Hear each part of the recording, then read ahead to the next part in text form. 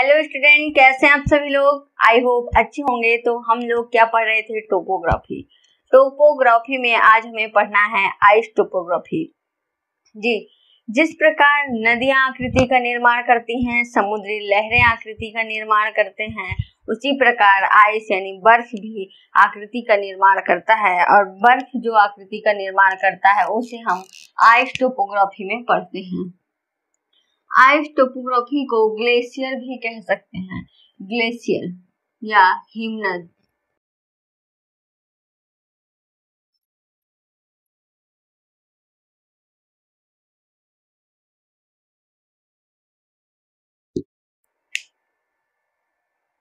तो ice topography यानी बर्फ किस प्रकार की आकृति का निर्माण करता है।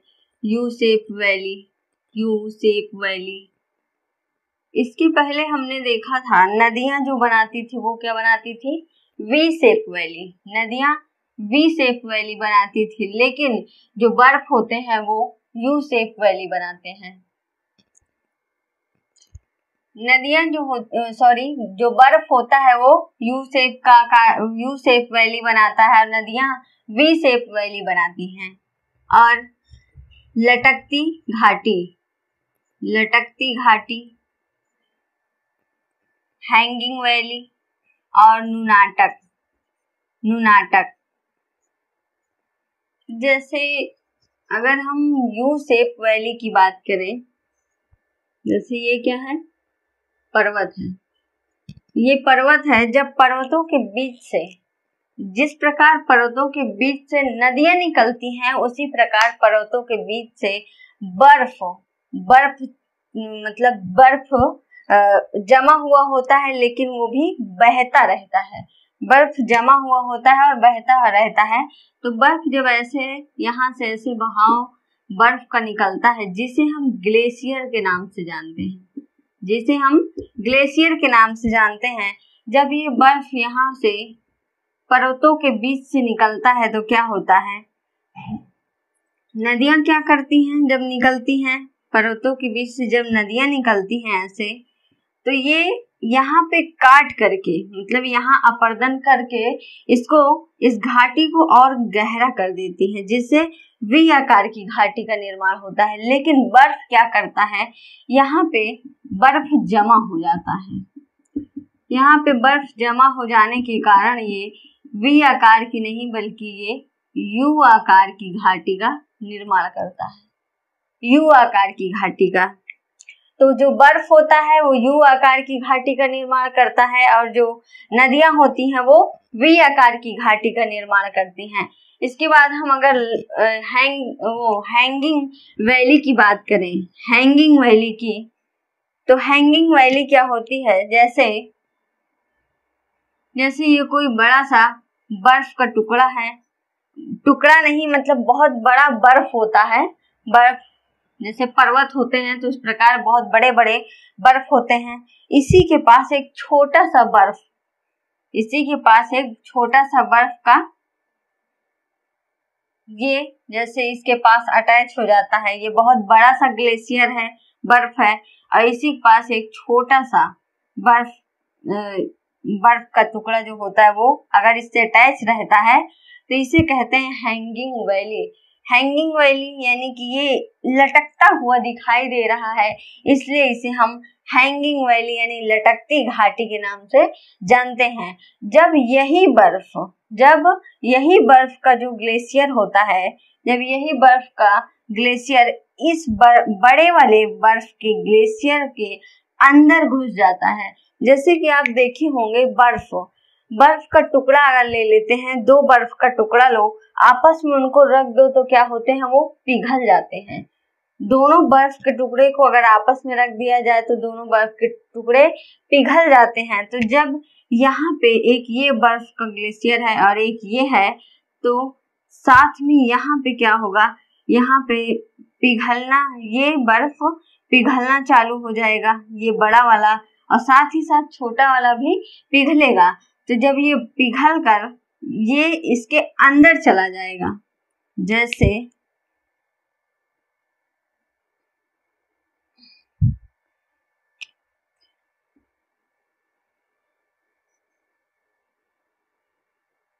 जैसे ये एक बड़ा सा ग्लेशियर है और ये ग्लेशियर है और ये छोटा वाला जो ग्लेशियर है इसको ये भी पिघल रहा है, साथ में ये भी पिघल रहा है।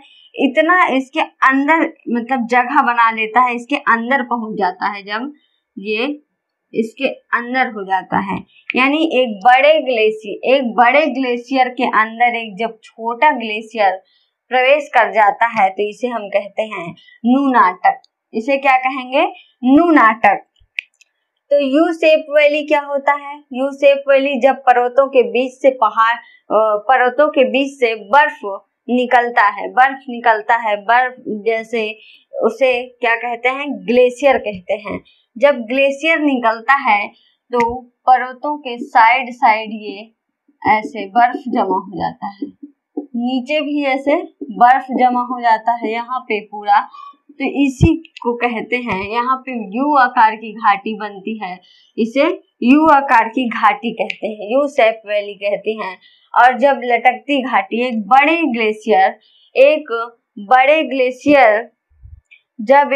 ग्लेशियर के पास एक छोटा ग्लेशियर आ जाता है तो इसे क्या कहते हैं? हैंगिंग वैली यानी लटकती हुई घाटी। और जब बड़े ग्लेशियर के अंदर एक छोटा ग्लेशियर एंटर कर जाता है उसे पिघला करके तो इसे नुनाटक कहते हैं। इसे क्या कहेंगे? U shape valley.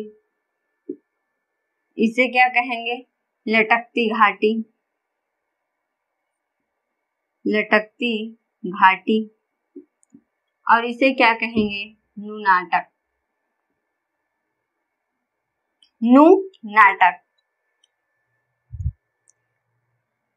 इसके बाद हम बात करेंगे सर्क। इसके बाद क्या होता है? जब बारिश होती है तो ग्लेशियर में क्या होता है कि वहां पे गड्ढा हो जाता है, ग्लेशियर में गड्ढा हो जाता है। जैसे ये बहुत बड़ा सा बर्फ है, ये बहुत बड़ा सा क्या है? बर्फ है। बर्फ का आकार जो होता है, शेप साइज हमेशा बदलते रहता है, किसी भी आकार का बनाया जा सकता है। तो जैसे ये बर्फ है एक, तो यहाँ पे बारिश होती है, बारिश के कारण यहाँ पे गड्ढा हो जाता है। जब यहाँ ऐसे गड्ढा हो जाता है तो इसे क्या कहते हैं? सर्क। इसे कहेंगे सर्क। और जब दो गड्ढे पास हो जाएं, एक ये गड्ढा हुआ और एक ये गड्ढा हुआ, ये गड्ढा के बीच में जो ये उठा हुआ भाग है ये क्या हो गया? बर्फ में गड्ढा हो गया। और इन दोनों गड्ढों के बीच का जो उठा हुआ भाग है ये वाला इसे क्या कहते हैं? एरिटी। इसे कहते हैं एरिटी। इस भाग को कहेंगे एरिटी। और ये जो गड्ढा है इसे क्या कहेंगे? सर्क कहेंगे।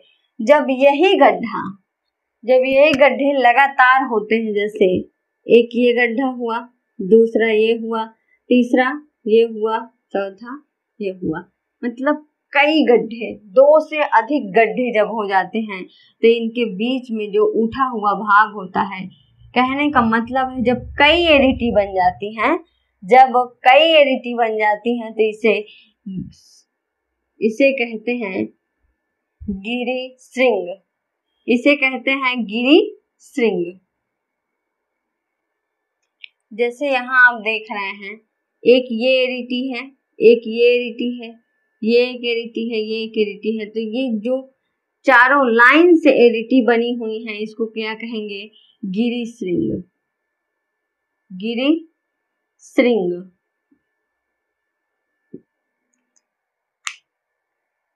ये बहुत बड़ा ग्लेशियर है, मतलब बर्फ का ग्लेशियर है।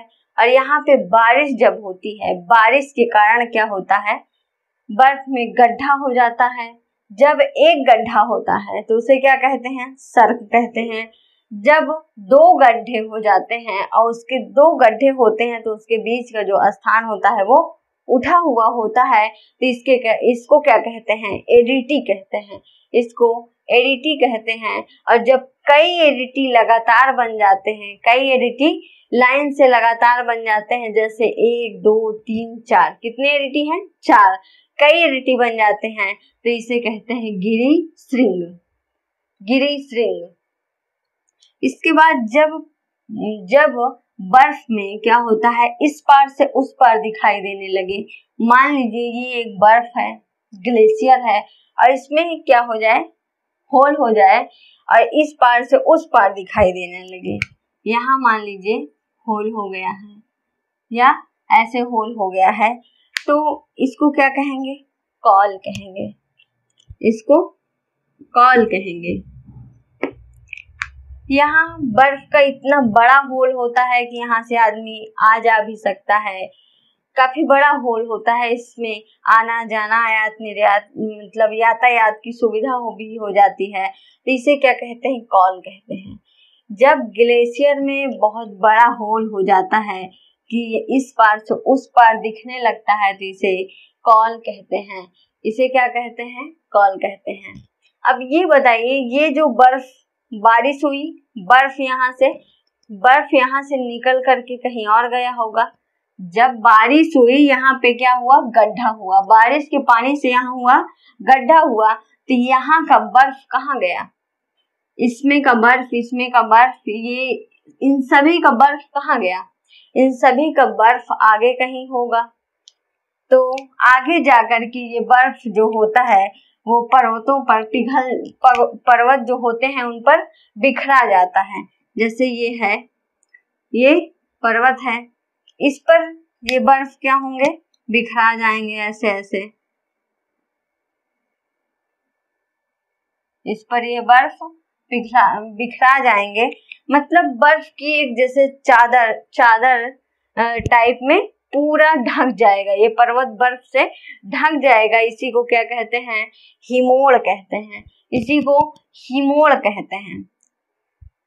हिमोड़ का मतलब बर्फ से ढकी हुई, बर्फ से ढकी हुई को हिमोड़ कहते हैं। तो जैसे यहाँ आप ये समझिए कि जैसे मान लीजिए ये क्या है, पर्वत है, ये पर्वत है ऐसे ऐसे, और इसी के ऊपर बर्फ है, ये पूरा ऐसे बर्फ से ऐसे ऐसे ढका है, बर्फ से पूरा ढका हुआ है, ये ऐसे ऐसे ऐसे पर्वत बने हैं। अब उसके ऊपर पूरा बर्फ से पर्वत वो ढका है, तो इसको क्या कहते हैं, हिमोड़ कहते हैं, इसको हिमोड़ कहते हैं। इसके और कई नाम भी हैं, जैसे अलग अलग जगहों पर इसके नाम हैं। मोरेन भी इसे कहते हैं, मोरेन भी कहते हैं, और रास मोटाने भी कहते हैं, मोरेन भी कहते हैं और रास मोटाने भी कहते हैं। हिमोड़, कहीं पर हिमोड़ कहा जाता है, कहीं पर मोरेन कहा जाता है, कहीं पर रास मोटाने कहा जाता है। अलग अलग जगहों में इसके अलग अलग नाम होते हैं।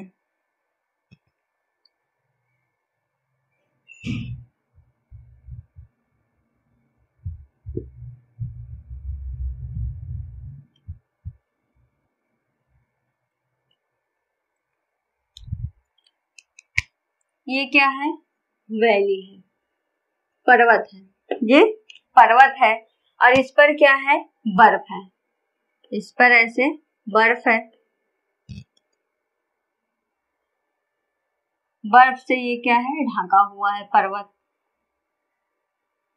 तो इसको क्या कहेंगे, हिमोड़ कहेंगे, इसको कहेंगे हिमोड़। और ये जो इस प्रकार की आकृति बन रही है इसको क्या कहेंगे, यू शेप वैली। देखिए आप, हर जगह यू शेप वैली बन रही है। उसके बाद ये जो बर्फ ढका हुआ होता है, ये आगे कहीं ना कहीं बर्फ जो होता है वो कहीं ना कहीं पानी के रूप में पिघलेगा, बर्फ जो होगा वो आगे चल के मतलब पानी के रूप में पिघलेगा, और पानी के रूप में पिघल करके ये क्या होता है, नदियों में मिल जाता है।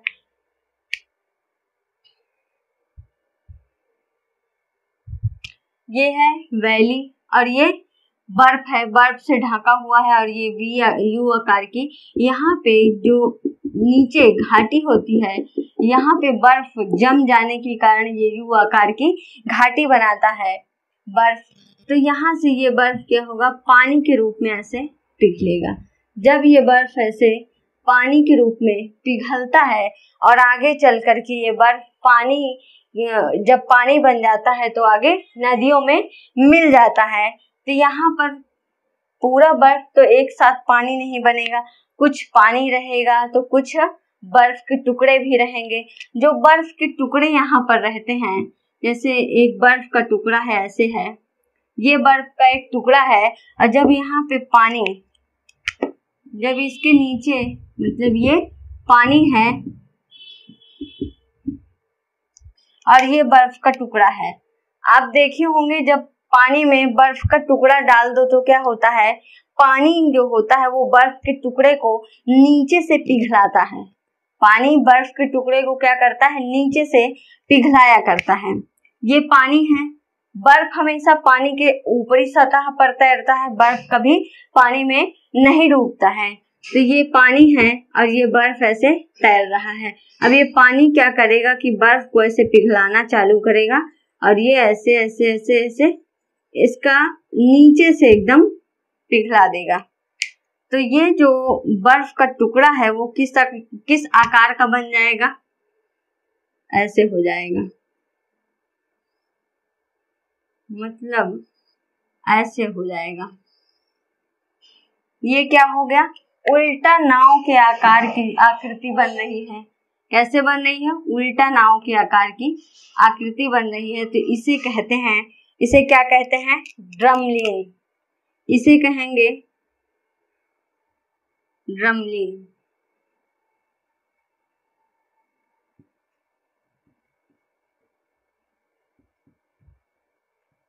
ड्रमलीन कहते हैं। यही ड्रमलीन जो होता है वो पानी इसको पिघलाता रहता है और पिघला पिघला करके क्या करता है, छोटे छोटे टुकड़ों में तोड़ देता है। ये ऐसे ऐसे छोटे छोटे टुकड़ों में जब टूट जाता है तो इसे क्या कहते हैं, एस्कर कहते हैं। यही बर्फ का टुकड़ा यानी ड्रमलीन जो होता है वो छोटे छोटे टुकड़ों में टूट जाता है, क्या हो जाता है, अपक्षय हो जाता है। तो इसे क्या कहेंगे, एस्कर कहेंगे, इसे एस्कर कहते हैं।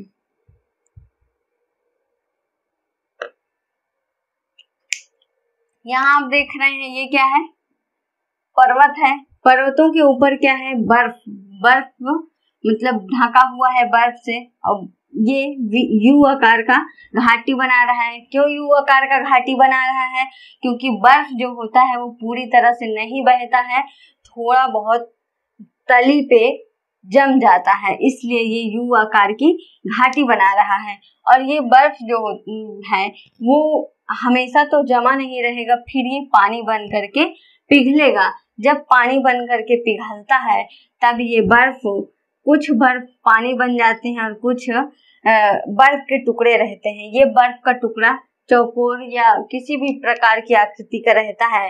तो क्या होता है कि पानी के ऊपर बर्फ का टुकड़ा तैरता है तो पानी इसको नीचे से पिघला करके इस आकृति का बना देती है। तो इसे क्या कहें, इस उल्टा नाव के आकार का बना देती है। तो इसको कहते हैं ड्रमलीन। इसे क्या कहेंगे, ड्रमलीन। जब ड्रमलीन टूटकर टुकड़ों में बट जाता है तो इसे क्या कहते हैं, इसे एस्कर कहते हैं।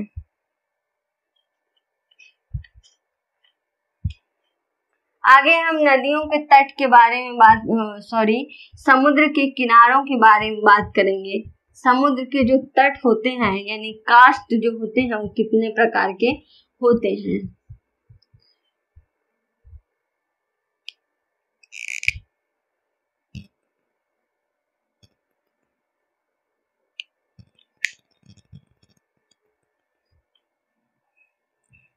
समुद्र के जो किनारे होते हैं वो कितने प्रकार के होते हैं। तो सबसे पहले हम बात करेंगे सी क्लिफ। सबसे पहले हम सी क्लिफ की बात करेंगे। सी क्लिफ क्या होता है, एकदम खड़ी ढाल होता है। सी क्लिफ जो होता है वो एकदम खड़ी ढाल होता है, खड़ी ढाल होता है। यहाँ पर कोई घूमने उमने नहीं जाता है। जैसे ये है, क्या है ये समुद्र है, और यहाँ पे जो तटीय एरिया है, क्या ये समुद्र है और तटीय एरिया ऐसे एकदम ऐसे खड़ी ढाल है, ऐसे। ये क्या है, भूमि है, मतलब ये स्थल है यहाँ। और उसके बाद देखा जाता है तो ये क्या है, समुद्र है। अब यहाँ से कोई आएगा तो ये सीधा गिर जाएगा, मतलब समुद्र का वो किनारा जो एकदम खड़ी ढाल रहता है उसे कहते हैं सी क्लिफ, उसे सी क्लिफ कहते हैं। इसके बाद हम बात करते हैं फियोर्ड तट। फियोर्ड क्या होता है, फियोर्ड किसे कहते हैं, तो फियोर्ड जो होता है वो समुद्र के उस किनारे को कहते हैं, उस तट को फियोर्ड कहते हैं जहाँ पे बर्फ जमा होता है। जैसे समुद्र है, यहाँ पे समुद्र है और इसका किनारा है, ये इसका किनारा है, ये किनारा है और यहाँ पे समुद्र है। तो यहाँ किनारे किनारे, समुद्र के जो किनारे किनारे क्या है, यहाँ पे बर्फ जब जम जाता है, जब बर्फ जम जाता है तो उसे कहते हैं फियोर्ड तट, उसे कहते हैं फियोर्ड तट। अगर हम फियोर्ड तट की भारत में बात करें तो भारत में फियोर्ड तट नहीं पाया जाएगा। क्यों नहीं पाया जाएगा, क्योंकि फियोर्ड तट जो होता है वो केवल ध्रुवीय यानी ध्रुव की ओर ही पाया जाता है। फियोर्ड तट जो होता है वो केवल ध्रुवों की ओर ही पाया जाता है। जैसे अंटार्कटिका, कनाडा, नॉर्वे। जैसे यहाँ पे क्या है, अंटार्कटिका है, कनाडा, नॉर्वे और आइसलैंड, ये सब इधर ही ध्रुवीय क्षेत्र में पाए जाते हैं। तो यहाँ के जो तट होते हैं वो फियोर्ड तट होते हैं। लेकिन हमारा भारत जो है वो विषुवत रेखा, ये है 0 डिग्री है, ये विषुवत रेखा है और इसके ऊपर यहाँ पे 23 डिग्री है, 23.5 डिग्री, यहीं पे ऐसे भारत स्थित है। तो यहाँ पे फियोर्ड तट नहीं देखा जाएगा, क्योंकि बर्फ जो होता है वो इसके ऊपर ध्रुवीय यानी ये ध्रुवीय 90 डिग्री की ओर बर्फ जमता है, ध्रुवों की ओर बर्फ जमता है। और भारत हमारा कहाँ स्थित है, ये कर्क रेखा पर, कर्क रेखा, विषुवत रेखा, इसके आसपास यहाँ पे नीचे होती है मकर रेखा। यहाँ से लेकर के यहाँ तक बर्फ नहीं पाया जाता। पहले क्या था, बहुत समय पहले आइस युग था, तब उस समय क्या होता था कि बर्फ पूरा यहाँ तक जमा था, कहाँ तक, यहाँ तक, और इधर यहाँ तक जमा था। उस समय पानी नहीं था, पूरा बर्फ था। और फिर कुछ दिनों के बाद, कई करोड़ों साल बाद, ये बर्फ पिघल करके क्या हो जाता है, पानी हो जाता है। ये बर्फ पिघल करके पानी हो जाता है। और अब वर्तमान में जो बर्फीले एरिया हैं वो केवल ध्रुव की ओर स्थित है, जैसे यहाँ और यहाँ, नॉर्थ और साउथ। तो फियोर्ड तट यहाँ नॉर्थ और साउथ ध्रुवों की ओर पाया जाएगा। इसके बाद हम बात करते हैं रिया तट की। रिया तट जो होता है वो अधिकतर नदियों के पास पाया जाता है, समुद्र में भी पाया जाता है और नदियों में पाया जाता है। रिया तट जो होता है वो भारत में पाया जाता है। ये फियोर्ड तट कनाडा का एक फियोर्ड तट है, कनाडा का फियोर्ड तट है, जिसमें 1912 में, कब, 1912 में टाइटन नाम की जहाज थी। 1912 ईस्वी में टाइटन नाम की एक जहाज थी, फियोर्ड तट में ही कनाडा के, कहां पर, कनाडा के फियोर्ड तट में टकरा करके टूट गई थी। कनाडा के फियोर्ड तट में टकरा करके टूट गई थी। जहाज का क्या नाम था, टाइटन। टाइटन।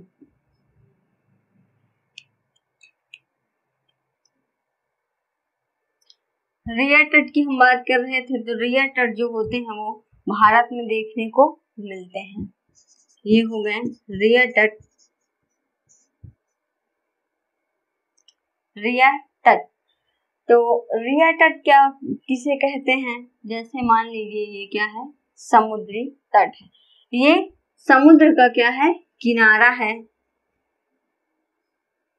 ये समुद्र का किनारा है और यहाँ पे समुद्र है।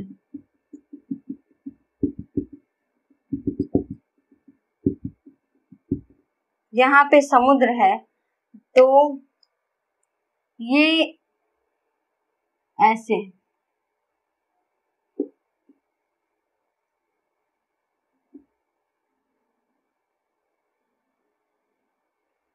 इसे कहते हैं रियर तट। ये क्या है, ये बहुत पहले क्या था, पहाड़ी थी। बहुत पहले पहाड़ी थी, पर्वत थे, लेकिन अब ये समुद्र में जलमग्न हो चुके हैं। अब ये समुद्र में जलमग्न हो गए हैं, तो जलमग्न होने के कारण से ये ज्यादा नहीं दिखते, मतलब थोड़ा थोड़ा दिखता है, लेकिन यहाँ पे बहुत सुंदर लगता है। यहाँ पे लोग घूमने टहलने जाते हैं। यहाँ से आप देख सकते हैं, यहाँ समुद्र के किनारे से। तो ये क्या है, रियर तट। ये रियर तट है। इस पर क्वेश्चन कैसे आता है, इस पर क्वेश्चन कैसे आता है कि वो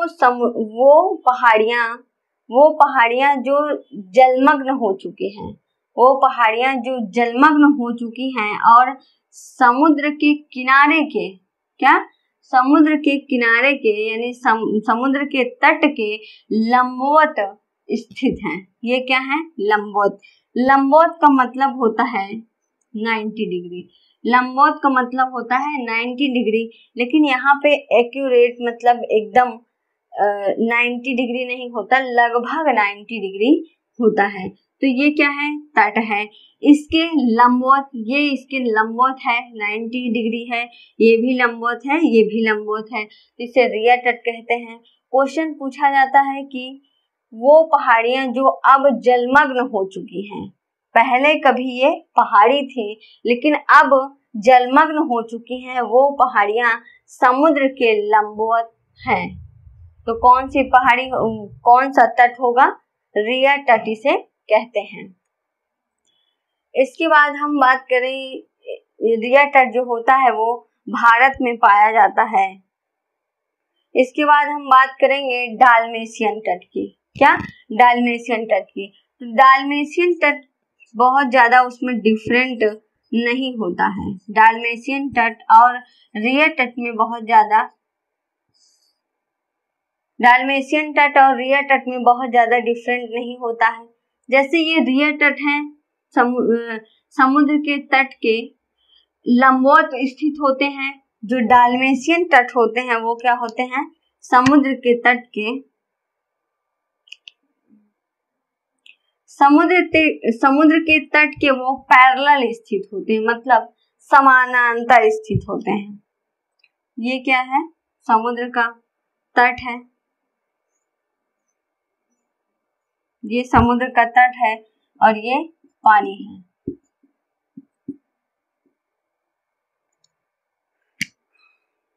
यहाँ पे ये है डालमेशियन तट। ये क्या है, ये समुद्र का ये तट है और इसके पैरेलल, यानी इसके पैरेलल, ये पैरेलल क्या होता है, जैसे ये एक रेखा है और इसके समानांतर यानी इसके समान ही इधर एक सीधी रेखा खींच दी जाए, तो ये दोनों क्या हो गए, एक दूसरे के पैरेलल हो गए, यानी एक दूसरे के समानांतर हो गए। और लंबवत की बात करें तो ये एक रेखा है और इसके 90 डिग्री या लगभग एक रेखा खींच दी जाए ऊपर, या नीचे, तो ये रेखा जो है इस रेखा के लंबवत होती है। तो जो रियर तट है वो समुद्र के तट के लंबवत होता है, और जो डाल्मेशियन तट होता है वो समुद्र, उसे कहते हैं जब समुद्र के तट के जो पहाड़ियां होती हैं, जलमग्न पहाड़ियां, वो समुद्र तट के पैरेलल स्थित होती हैं, तो इसे डाल्मेशियन तट कहते हैं। इसे डाल्मेशियन तट कहते हैं। पहले क्या था, जैसे इसके पहले हमने बताया था कि पहले पूरा ऐसे पानी भरा था पूरा, और जब वो पानी, उसे आइस युग कहा जाता था। जब पानी पिघल गया तो ये पहाड़ियां जो थी वो डूब गई। पहले ये पहाड़ियां डूबी नहीं थी, यहाँ पे आइस एज था, तब ये पहाड़ियां खुली हुई थी, और जब आइस पिघल करके पानी बन गया तब ये पहाड़ियां डूब गई, यानी जलमग्न हो गई, और इसी को कहा जाता है, इसको कहते हैं डाल्मेशियन तट, इसको कहते हैं रिया तट। तो भारत में डाल्मेशियन तट और रिया तट दोनों पाए जाते हैं। इसके बाद अब हम बात करेंगे, इसके बाद हम वाइंड टोपोग्राफी की बात करेंगे। उसके पहले एक बार रिवीजन कर लेते हैं। सबसे पहले हमने क्या पढ़ा, यू शेप वैली। यू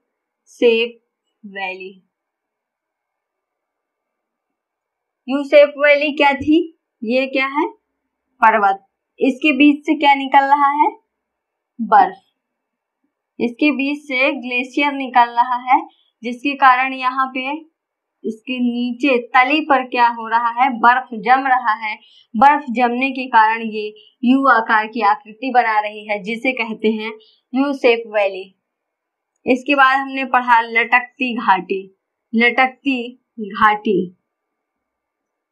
जब कोई एक बहुत बड़ा ग्लेशियर है, ये कोई बहुत बड़ा ग्लेशियर है, इसके पास में एक छोटा ग्लेशियर आ जाता है, तो इसको कहते हैं लटकती घाटी। और जब यही छोटा वाला ग्लेशियर इसके अंदर प्रवेश कर जाता है, मतलब यहाँ से नहीं बल्कि यहाँ आ जाता है जब, तो इसे क्या कहते हैं, नुनाटक। इसे कहते हैं नुनाटक। इसके बाद हमने पढ़ा सर्क क्या होता है, जब ग्लेशियर में बारिश के कारण गड्ढा हो जाता है। ग्लेशियर में बारिश के कारण, जैसे ये एक ग्लेशियर है, यहाँ पे क्या हो गया, बारिश के कारण यहाँ पे गड्ढा हो गया। जब यहाँ पे गड्ढा हो गया तो इसे क्या कहेंगे, सर्क कहेंगे।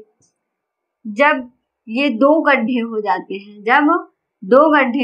हैं, तो इसके बीच का जो उठा हुआ भाग है, ये वाला जो भाग है, इसे कहते हैं एरिटी। इसको कहते हैं एरिटी। इसके बाद जब ये कई एरिटी बन जाती हैं, तो इसे क्या कहते हैं, 1 2 3 4 कई एरिटी जब बन जाती हैं तो इसे कहते हैं गिरी श्रृंग। इसे कहेंगे गिरी श्रृंग। ये क्या है, एरिटी है, ये क्या है, सर्क है।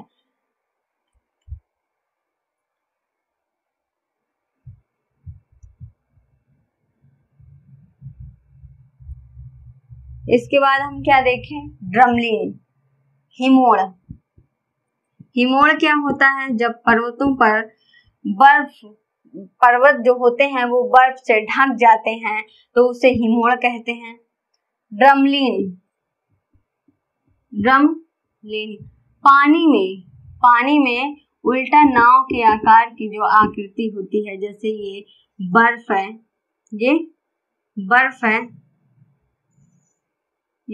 है, और इसको पानी नीचे से पिघला करके उल्टा नाव की आकृति जब बना देता है, तो इसे कहते हैं ड्रमलिन। जब यही ड्रमलिन टूट करके बिखर जाते हैं, तो इसे क्या कहते हैं, एस्कर। इसे कहते हैं एस्कर। इसके बाद हमने पढ़ा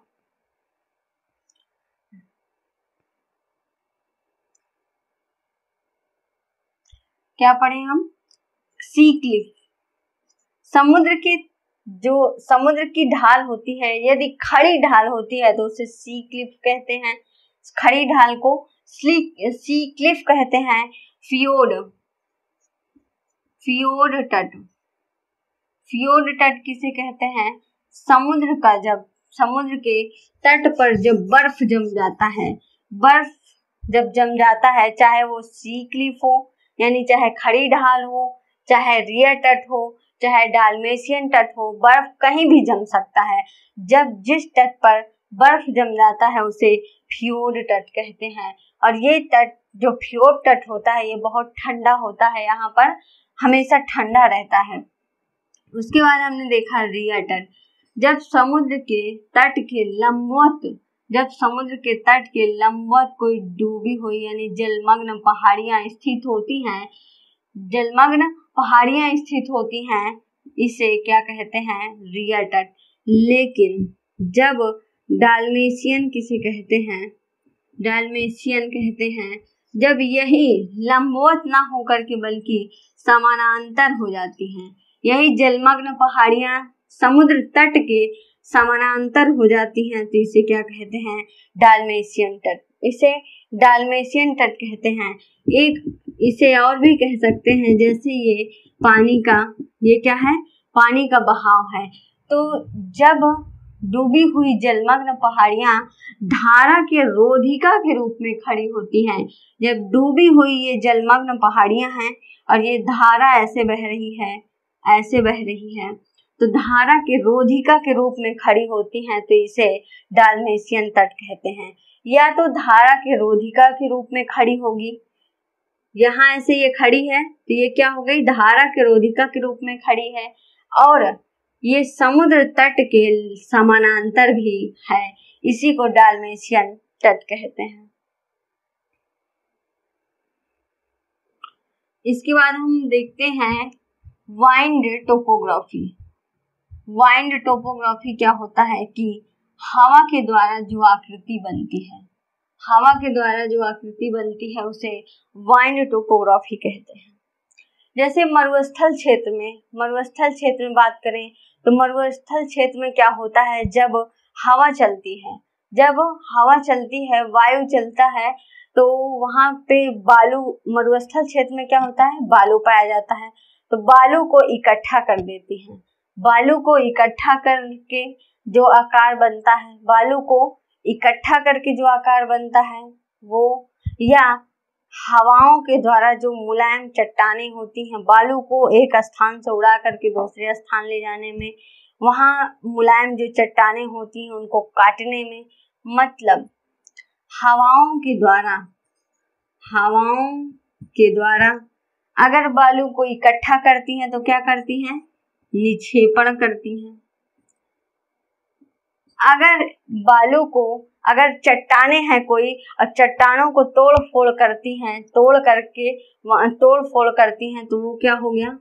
अपरदन। मतलब हवाओं के निक्षेपण अपर्दन के कारण जो आकृतियां बनती हैं उसे हम पढ़ते हैं वाइंड टोपोग्राफी के अंदर पढ़ते हैं।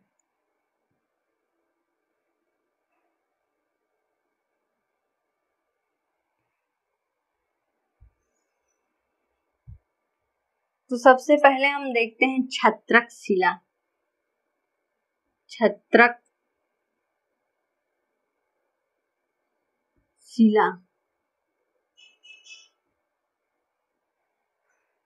शिला क्या होता है? जैसे ये छत्रक शिला मतलब छाते के आकार का बना होता है छत्रक शिला। नीचे से पिलर रहता है, ऊपर वो चौड़ा हो जाता है। अम्ब्रेला यानी छाता जैसे होता है, नीचे से डंडा होता है, उसमें पाइप होता है, ऊपर से वो जो कपड़ा होता है ऐसे फैला रहता है। तो यहाँ पे छत्रक शिला भी इसी तरह होता है, जैसे ये नीचे से ऐसे रहता है, ऊपर से बहुत बड़ा छाता के आकार का बनता है। ये क्या है? नीचे से पतला है, ऊपर छाते के आकार का बना हुआ है, इसे कहते हैं छत्रक शिला। क्या कहते हैं? छत्रक छत्रक शिला। जैसे मान लीजिए ये क्या है, छत्रक शिला जो है ये क्या है, कठोर, ये कठोर है, ये कठोर मिट्टी का बना है। और इसी के बगल बगल, इसी के इधर साइड और इधर साइड यहाँ पे मतलब मुलायम मिट्टियां हैं। ये क्या है, मुलायम मिट्टियां हैं। ध्यान से समझिएगा, ये क्या है, ब्लैक वाला कठोर मिट्टी का बना है, ये जो है वो कठोर मिट्टी का बना है, कठोर है। और ये जो आप देख रहे हैं ये जो है वो क्या है, मुलायम है। ये क्या है, मुलायम है। तो जो हवाएं होती हैं, हवाएं वो पहले किसका अपर्दन करेंगी, मतलब पहले किसको तोड़ फोड़ के हटाएंगी, किसका अपर्दन करेंगी, कठोर का या मुलायम का। तो हवाएं या नदी कुछ भी होता है तो सबसे पहले वो मुलायम, जो मुलायम होता है उसे तोड़ फोड़ करती हैं, जो मुलायम होता है उसे तोड़ फोड़ करती हैं। बाद में कठोर को तोड़ेंगी, सबसे पहले तो मुलायम को तोड़ेंगी। जब ये मुलायम जो है इसको क्या करेंगी, हवाएं बहुत सालों में, कई 100 साल में थोड़ा थोड़ा ऐसे तोड़ेंगी, थोड़ा थोड़ा मतलब यहाँ थोड़ा तोड़ दी, फिर हवाई, फिर इतना तोड़ दी, फिर इतना तोड़ दी। तो एक ऐसा समय आएगा जब इसको पूरा, जितनी मुलायम मिट्टी है पूरा ऐसे हवाएं इसको तोड़ के केवल कठोर मिट्टी, ये वाली मिट्टी बचेगी, इधर भी एकदम तोड़ करके साफ कर देंगी। तो इसी को क्या कहते हैं, छत्रक शिला। ये क्या बन गया, छत्रक शिला बन गया, इसी कहते हैं छत्रक शिला।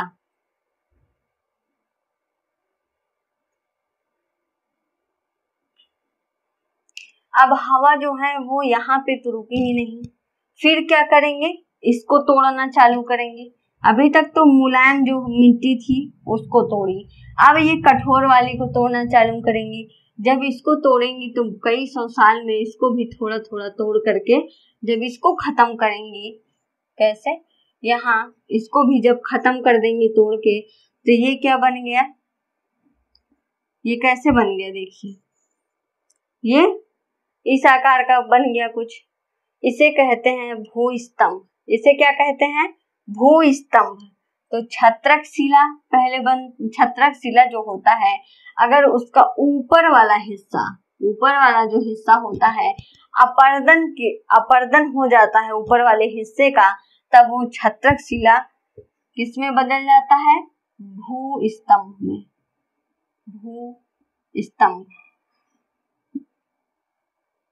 भूस्तंभ में।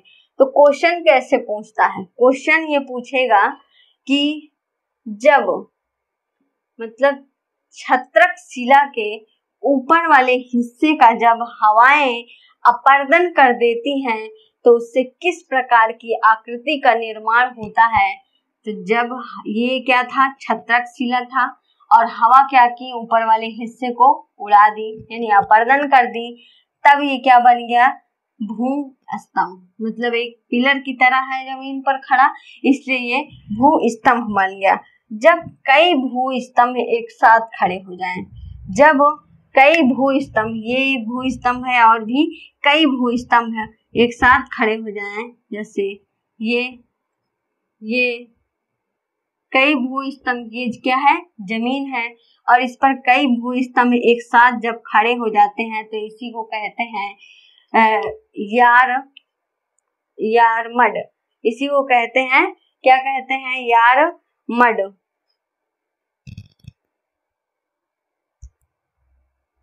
तो इसे क्या कहते हैं, जब एक ही लाइन में कई भूस्तंभ खड़े हो जाते हैं, कई भूस्तंभ एक ही लाइन में खड़े हो जाते हैं, तो इसे कहते हैं यारडग। क्या कहेंगे, यारडग। तो छत्रक शिला के बाद भूस्तंभ के बाद यारडग।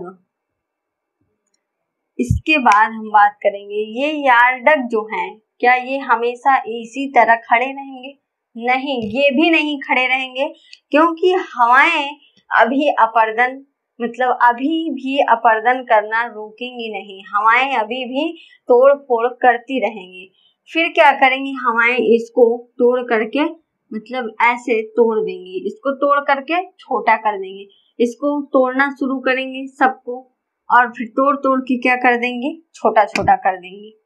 ये मान लीजिए ये बीच से इतना बड़ा हो गया, इसको तोड़ करके इतना बड़ा कर दी और इसको इतना बड़ा कर दी, और ये जो इधर वाला हिस्सा रहेगा वो भी टूट करके जमीन पर, टूट करके उधर साइड जमीन पर ऐसे कुछ छोटा सा टुकड़े के रूप में टूट करके पड़ा रहेगा। टुकड़े के रूप में छोटा सा टूट करके पड़ा रहेगा, तो इसे क्या कहेंगे, इसे कहेंगे इंसेलबर्ग। इसे क्या कहेंगे, इंसेलबर्ग। जब यार्डग, यहाँ पे क्या था, यहाँ पे यार्डग थे। यार्डग मतलब कई भूस्तंभ जब खड़े हो जाते हैं जमीन पे, ये जैसे 1 2 3, कितने भूस्तंभ हैं, 3। और जब ये हवाएं इनको अपरदन करके तोड़ देती हैं, तोड़ करके क्या करती हैं, छोटा छोटा बना देती हैं, तो इसे क्या कहते हैं, इंसेलबर्ग। इसे कहते हैं इंसेलबर्ग, इसे कहेंगे इंसेलबर्ग। और जो ऊपर का हिस्सा रहता है वो भी टूट करके यहाँ मतलब टूट करके गिरा हुआ होता है, और इसे कहते हैं इंसेलबर्ग। अभी भी हवाएं क्या रुकेंगी, नहीं रुकेंगी। अब इसको क्या करेंगी, वो इस बार क्या करेंगे, तोड़ करके यहाँ से मतलब यहीं से तोड़ करके एकदम गिरा देंगे, तोड़ करके एकदम से गिरा देंगे जब, तो इस प्रकार का कुछ चौकोर आकृति बनेगा। क्या बनेगा, चौकोर आकृति बनेगा।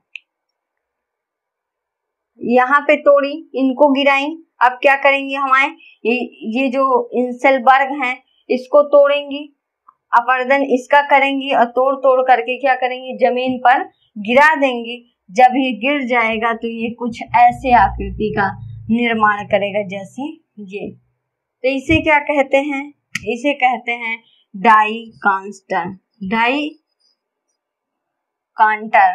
डाइकांटर कहते हैं, इसे कहते हैं डाइकांटर।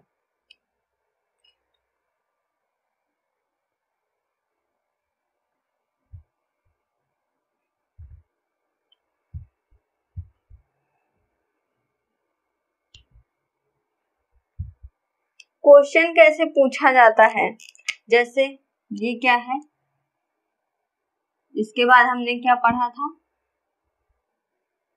इंसेलबर्ग,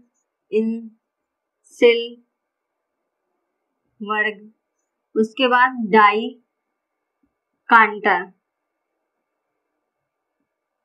डाइकांटर, छत्रक शिला, भूस्तंभ, यार्डग, इंसेलबर्ग, डाइकांटर। तो क्वेश्चन कैसे पूछता है, जैसे ये क्या है, छत्रक शिला की जब हम बात करते हैं, क्या छत्रक शिला, ये है छत्रक शिला।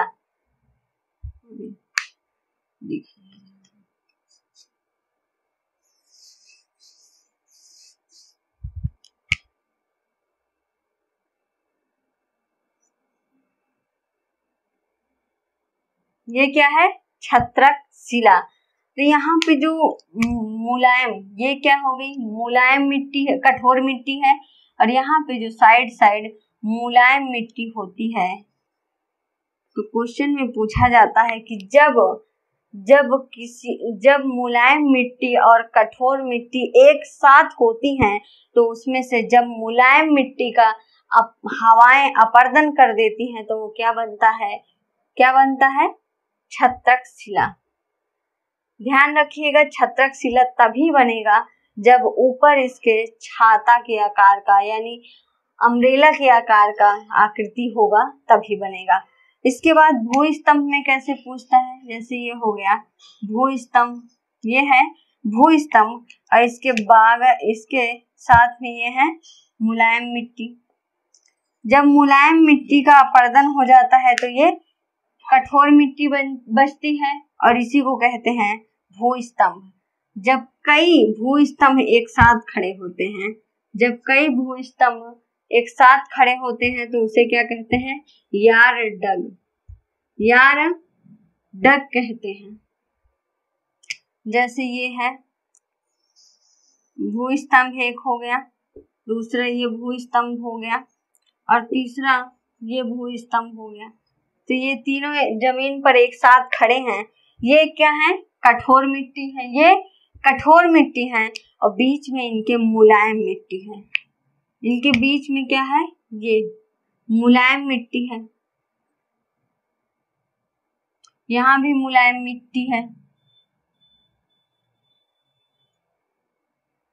इधर साइड भी मुलायम मिट्टी होगी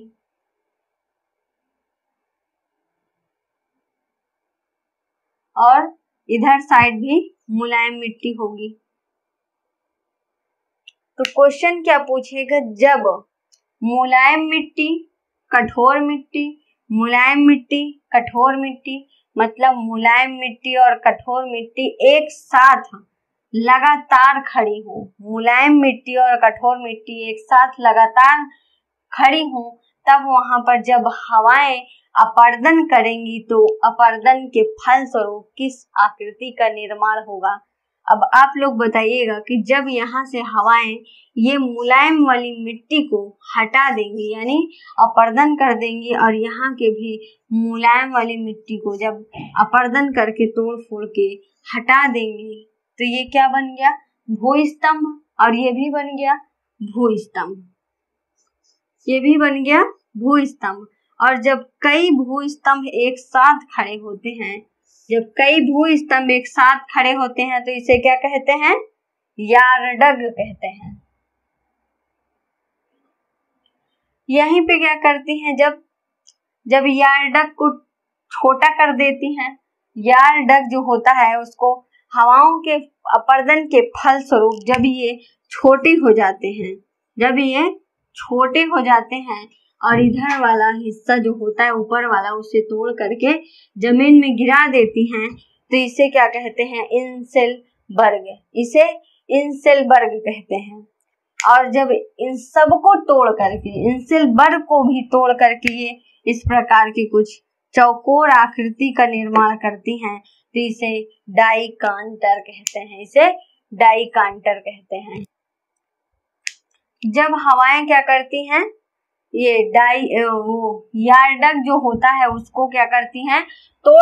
उसको तोड़ करके बिखरा देती हैं। यहाँ देखिए ये 3 यार्डग थे खड़े, उसको तोड़ दी, छोटा छोटा हो गया ये तीनों, और इधर वाला पोर्शन को क्या की? तोड़ करके बिखरा दी। जब ये बिखरा देती हैं तोड़ करके, इसी को कहते हैं इंसेलबर्ग। और जब इसको भी, इंसेलबर्ग को भी तोड़ करके, मतलब तोड़ फोड़ करके, अपरदित करके वहां पे तोड़ फोड़ करके चली जाती हैं हवाएं, तो इससे एक यहाँ देखिए चौकोर एक आकृति का निर्माण हो रहा है। ये चौकोर आकृति का जब ऐसे निर्माण होता है तो इसे ही कहते हैं, इसे कहते हैं डाइकांटर। डाइकांटर। तो डाइकांटर का आकार, जो डाइकांटर का निर्माण हुआ किसके फलस्वरूप हुआ? इंसेलबर्ग, यानी इंसेलबर्ग के अपरदन के फलस्वरूप डाइकांटर का निर्माण हुआ। ये तो हुआ ये वाइंड, यानी जो पवन होती हैं, हवाएं होती हैं, उनके अपरदन के कारण। अभी हमने जो पढ़ा छत्रक शिला, भूस्तंभ, यार्डग, इंसेलबर्ग, डाइकांटर, इन सब में हमने क्या देखा कि हवाएं क्या कर रही थी? तोड़ फोड़ कर रही थी और अपरदन कर रही थी। लेकिन इसके बाद हम पढ़ेंगे कि हवाएं क्या करेंगी? अब निक्षेपण करेंगी। ये सभी आकृतियां क्या थी? अपरदन के कारण। किस कारण थी? अपरदन के कारण थी। लेकिन ये भी तो करती है ना हवाएं कि यहाँ का बालू उठा करके वहां इकट्ठा करना, वहां का बालू उठा करके वहां इकट्ठा करना। जब मरुस्थलीय भूमि पर क्या होता है? हवाएं चलती हैं, तूफान चलता है, तो वहां पे बालू इतना इकट्ठा हो जाता है, राउंड से ऐसे बालू को इकट्ठा करके कहीं ला करके छोड़ देती हैं, तो उसे क्या कहते हैं? निक्षेपण कहते हैं, उसे निक्षेपण कहते हैं। तो अभी तक हमने अपरदन पढ़ा है कि अपरदन के कारण किन किन आकृतियों का निर्माण होता है। अगली वीडियो में हम पढ़ेंगे कि निक्षेपण के कारण किन किन आकृति का निर्माण होता है, हवाओं से निक्षेपण के कारण किन किन आकृति का निर्माण होता है। यदि मेरी वीडियो अच्छी लगी हो तो आप लोग लाइक कीजिए, और हाँ, अभी तक चैनल को सब्सक्राइब नहीं किए तो प्लीज चैनल को सब्सक्राइब कीजिए, बेल आइकन प्रेस करना मत भूलिए, जरूर प्रेस कीजिए, जिससे अगली वीडियो की नोटिफिकेशन आप तक पहले पहुंच सके। और टोपोग्राफी स्टार्ट से मैंने पढ़ाया है, यदि आप लोगों को मतलब पहले का वीडियो आप लोग नहीं देखे हैं तो वीडियो के डिस्क्रिप्शन बॉक्स में पिछली वीडियो का लिंक दे दिया जाएगा, जिसे आप जाकर के वहां पर देख सकते हैं। तो अब मिलेंगे अगली क्लास में। जय हिंद।